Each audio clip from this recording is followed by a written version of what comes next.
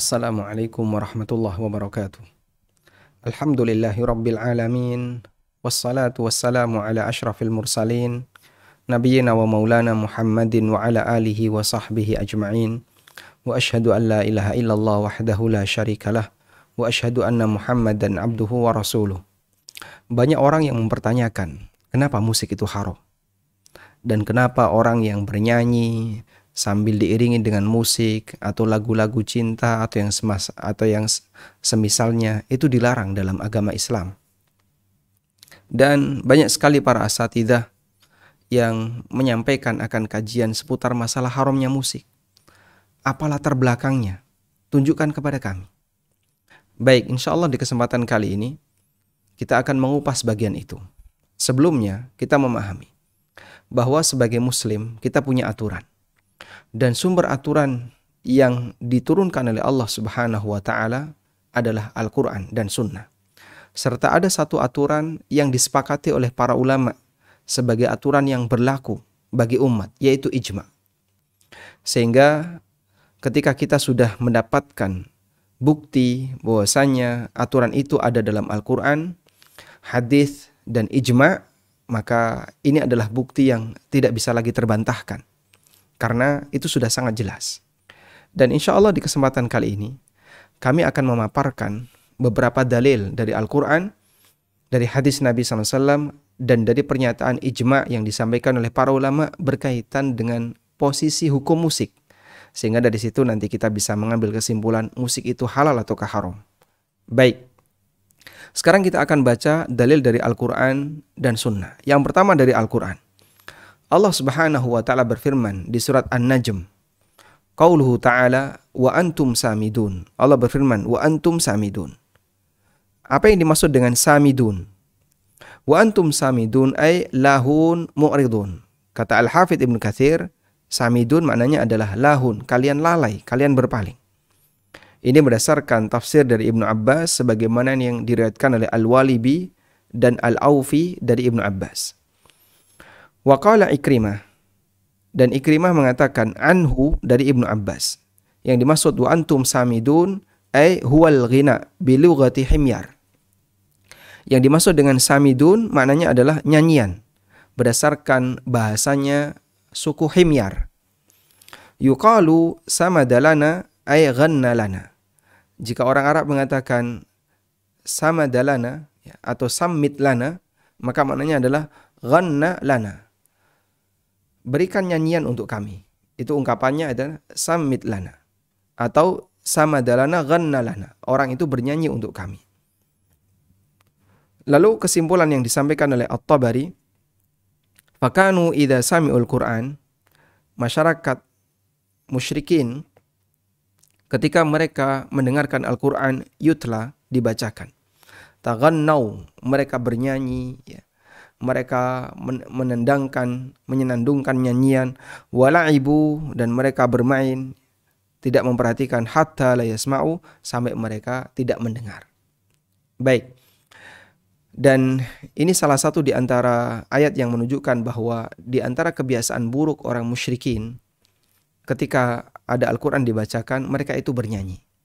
Sehingga kita membuat sebuah kesimpulan bahwa yang suka bernyanyi agar orang itu lalai dari zikrullah adalah orang-orang musyrik.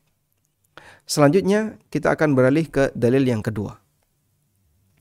Allah Ta'ala berfirman di surat Al-Isra ayat 64.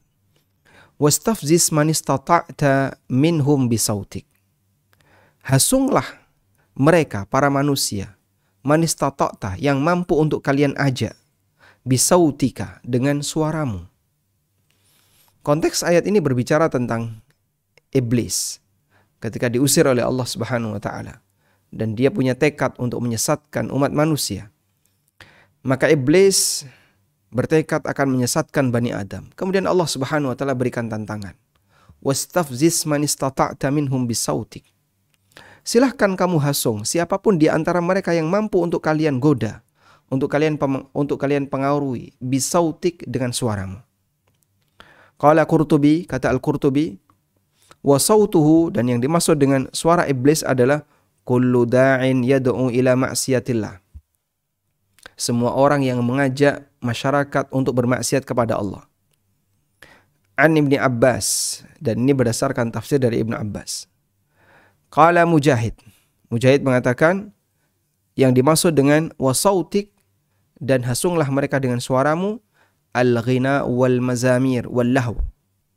Maksudnya adalah nyanyian, alat musik, dan nyanyian lagu-lagu, al-lahu. Wa qala ad-Dhahhak, dan kata ad-Dhahhak, sautul mizmar. Yang dimaksud alat musik di sini, yang dimaksud dengan saut di sini adalah sautul mizmar, suara mizmar, suara alat musik, suara seruling. Sehingga Allah Subhanahu wa taala menyebutkan, hasunglah mereka dengan suaramu wahai iblis, semampu yang kamu bisa jangkau untuk mempengaruhi manusia. Semampu yang kamu bisa jangkau untuk mempengaruhi manusia, maksudnya adalah dengan suara alat musik. Salah satu di antara tafsir yang dikutip oleh Al-Qurtubi. Baik, ini dalil yang kedua. Yang ketiga, qauluhu ta'ala, firman Allah Ta'ala di surat Luqman ayat yang ke-6. Wa minan nasi may yashtari lahwal hadits liyudilla an sabilillah bighairi ilmin. Di antara manusia ada yang membeli lahwul hadits, kalimat yang sia-sia, ucapan yang sia-sia. Liyudilla an sabilillah bighairi ilmin, untuk menyesatkan manusia dari jalan Allah tanpa ilmu. Qala Ibnul Qayyim, kata Ibnul Qayyim, wa yakfi tafsirus sahabati wat tabi'in lilahwil hadits.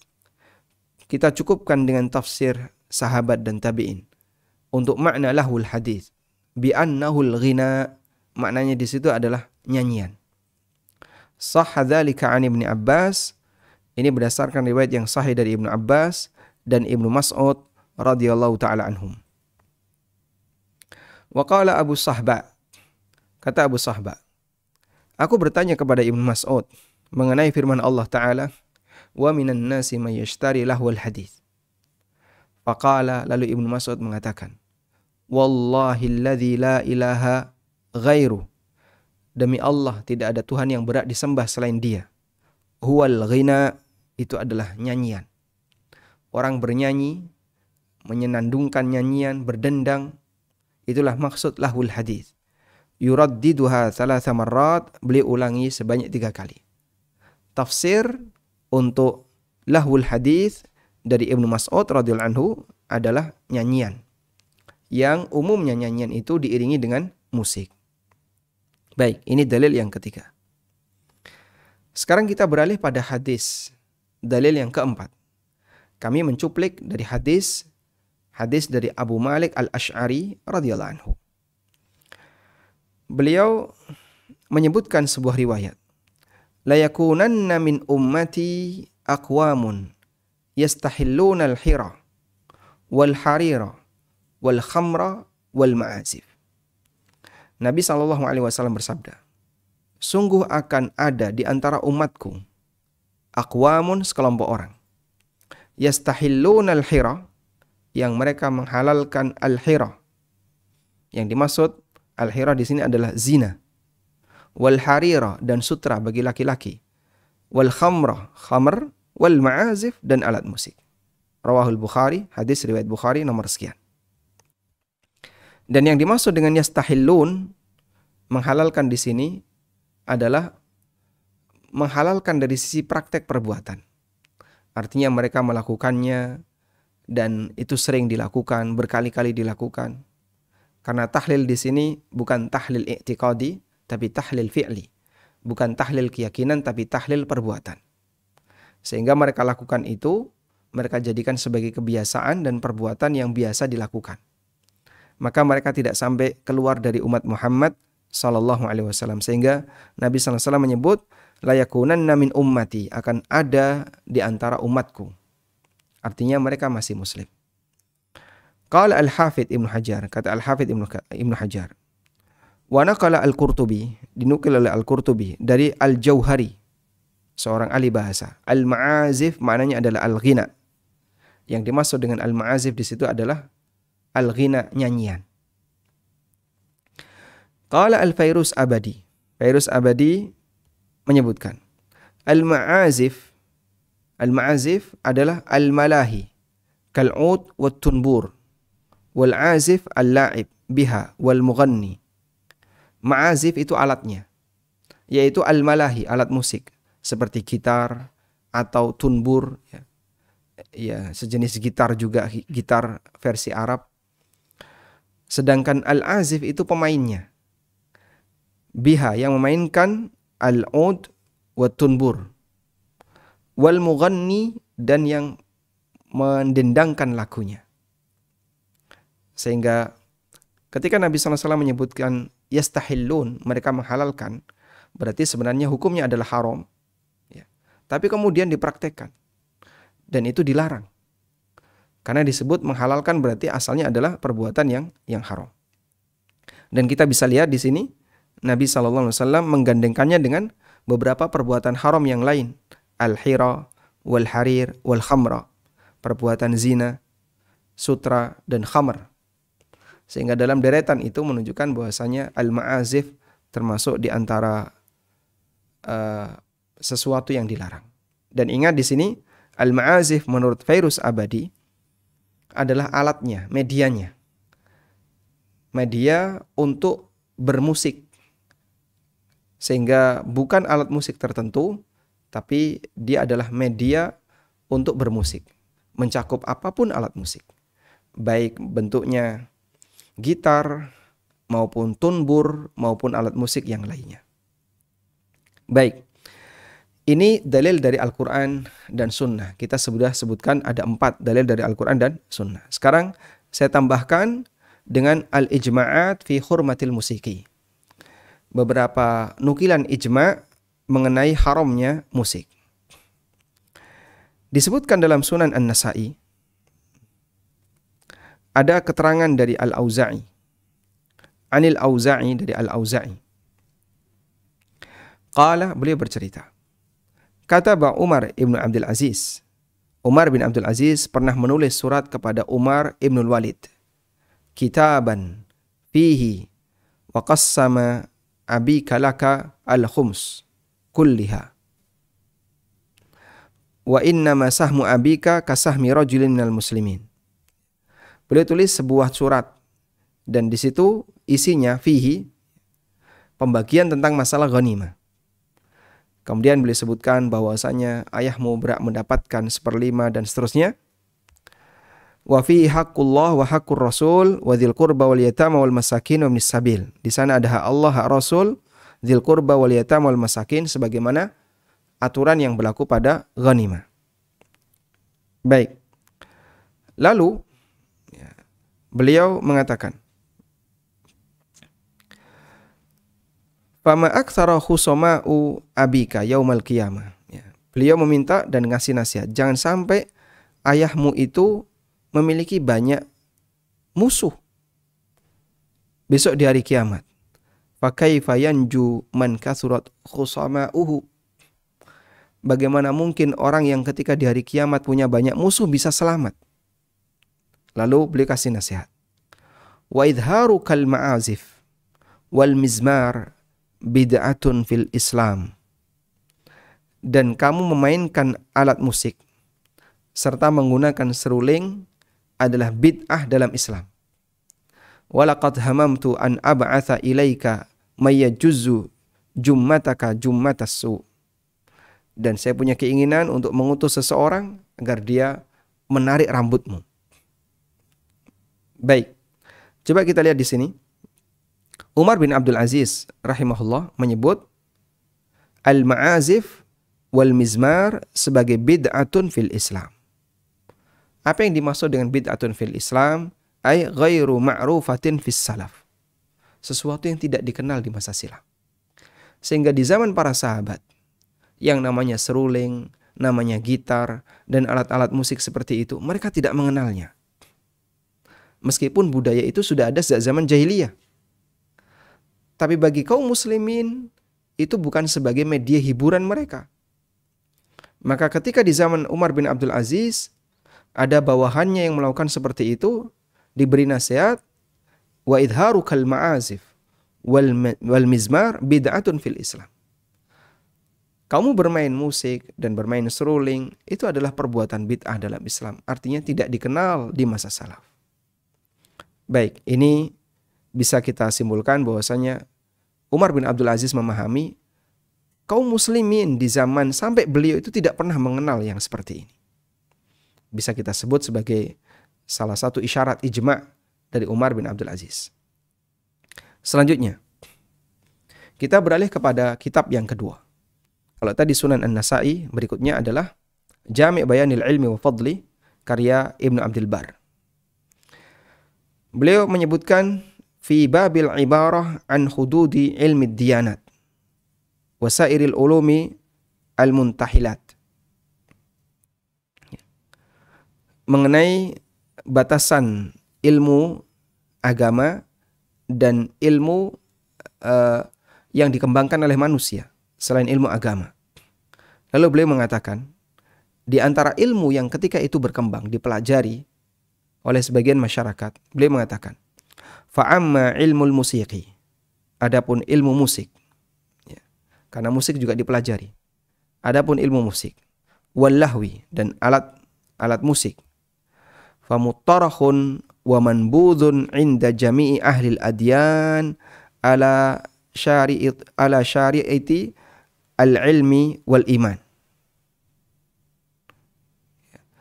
Adapun ilmu musik, kemudian alat musik, muttarahun wa manbudh, itu adalah sesuatu yang dibuang inda jami'i ahlil adyan, menurut semua orang yang agamanya lurus dari berbagai cabang ilmu dan orang yang memiliki iman yang lurus. Sehingga bagi seluruh ulama di masa silam, benda seperti ini itu dihindari. Mereka bukan orang yang suka koleksi benda seperti ini atau memiliki benda seperti ini. Benda seperti ini dihindari. Alat-alat seperti ini dihindari. Dan kata beliau, inda jami'i ahlil adyan, menurut semua orang yang memiliki agama yang lurus. Baik, ini kita anggap sebagai salah satu nukilan ijma' dari Ibnu Abdul Bar, bahwa para ulama di masa silam menghindari alat seperti ini. Sekarang kita beralih ke keterangan yang disebutkan dalam kitab Al-Mughni karya Ibnu Qudamah. Ketika beliau menjelaskan tentang hukuman bagi orang yang mencuri dan kapan sebuah pencurian itu tidak boleh dijatuhi hukuman, beliau menyebutkan wala yuqta'u fi muharramin, dan tangan seorang pencuri itu tidak diputus, tidak dipotong karena dia mencuri benda yang haram. Wala fi alatil lahwi, dan juga tidak dipotong karena dia mencuri alatul lahwin, alat musik. Maksudnya adalah la yuqta'u fi sarikati muharramin, tangan seorang pencuri tidak dipotong karena mencuri barang haram. Adapun alatul lahwi, alat musik seperti tunbur, ya, seperti gitar, mizmar, syababah, ini nama-nama alat musik. Fala qat'a fihi, maka tidak diputus, tidak dipotong tangannya. Wa in balagat qimatuhu mafsalan nisaban, meskipun nilainya mencapai 1 nisab. Baik, kemudian disebutkan ada khilaf dalam masalah ini. Ada yang menyebutkan tetap dipotong dan ada yang menyebutkan tidak dipotong. Dalam mazhab ashabus Syafi'i, para ulama Syafi'iyah, jika nilainya ya, setelah ditakar ternyata mencapai 1 nisab pencurian, maka dia harus dipotong. Jika tidak, maka tidak. Karena dia mencuri sesuatu yang punya nilai 1 nisab. Wala syubhata lahu fihi, dan dia tidak punya alasan. Tsumma qala, lalu beliau mengatakan, walana annahu alatun lil ma'siyati bil ijma'. Dan kami punya prinsip bahwa alat musik adalah alat maksiat. Alat musik adalah alat maksiat dengan ijma' ulama. Falam yuqta' bisarikatihi kal khamri. Maka orang yang mencuri alat musik tidak dipotong tangannya sebagaimana orang yang mencuri khamr.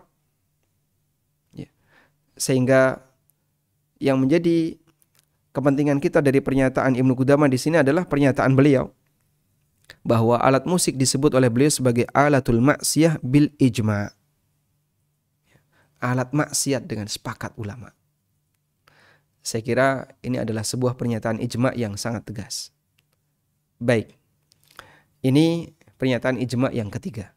Ya, kita sudah mendapatkan 3. Sekarang yang keempat. Ja'a fi syarhis sunnah lil Baghawi. Disebutkan dalam syarhus sunnah karya Al-Baghawi. Al-Baghawi mengatakan, wattafaqu ala tahrimil mazamir wal malahi wal ma'azif. Ulama sepakat haramnya mizmar, haramnya alat musik, sejenis seruling dan kawan-kawannya. Ya. Coba kita lihat, seperti apa sih al-mizmar itu? Al-mizmar.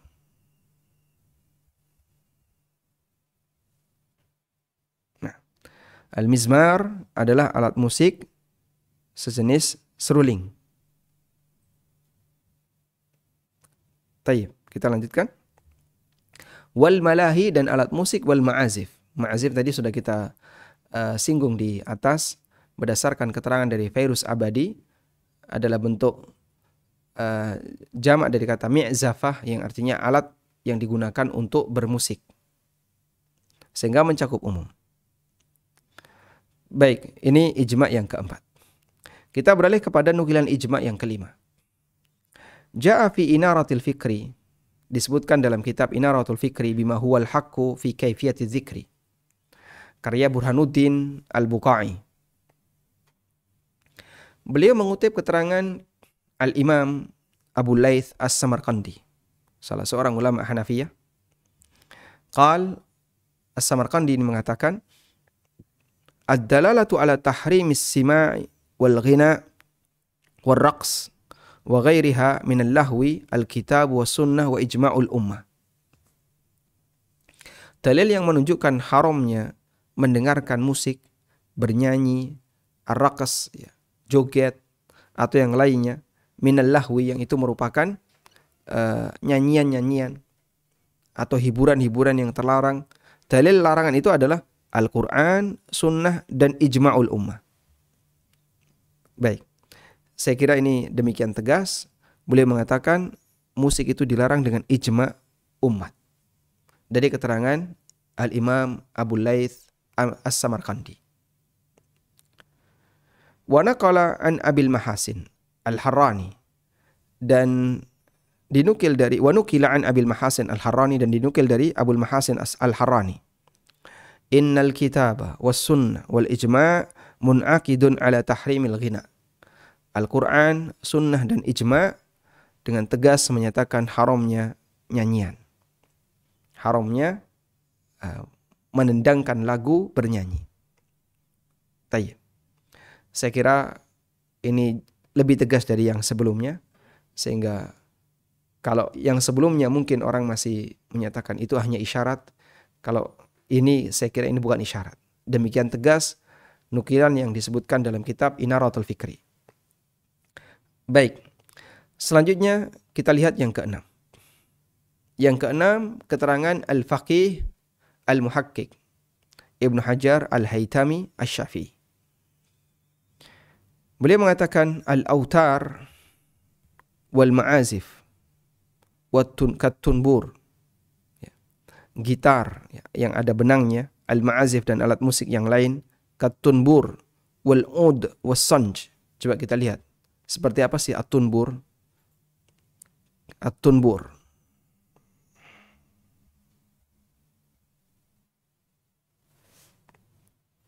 seperti ini at-tunbur. Jadi dia gitar, Allahu a'lam kita nyebutnya seperti apa. Yang jelas inilah at-tunbur. Baik, kemudian al-ud. Al-ud juga gitar. Ya, termasuk di antara jenis gitar, al-ud. Ini gitar, al-ud. Dia al-ud termasuk di antara alat musik. Ud alatul musik. Ini al-ud. Kemudian ada as-sanj. Seperti apa as-sanj? Coba kita lihat as-sanj.